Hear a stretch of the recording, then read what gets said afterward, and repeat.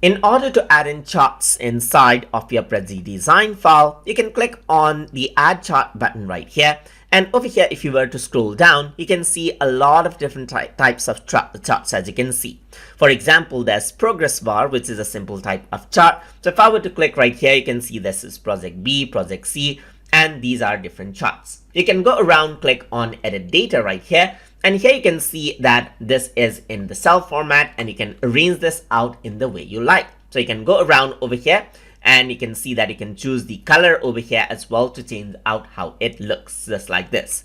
So you can go around and then work around with the data right here and work around with colors right here as well. So depending on the chart, you have different options. So this is in sheet 1, just like this. As you can see right here, there's project B, there's project C. So it is all over here. So now if I were to type in 70 right here, you can see that it changes out the chart just like that.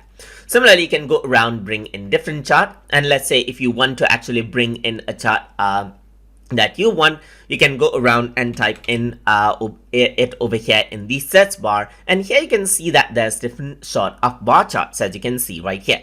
So if I were to go around over here and click on bar, just like this, you got the bar chart, as you can see right there. So there's 2020 to 2020 10 right here. And these are very, very interactive. And of course, if you want to edit it out, you can click on edit data, work around with the colors, as you can see right here, just like this, and change around everything out. So you can go around over here, you can go around over here just like this, and you can go around over here, change up the chart accordingly, change up the data according to how you like, and everything will be updated over here. And that is how you can add and work around with charts inside of Prezi Design. So hope you guys learned something as always. And as always, please like, comment, share, and subscribe.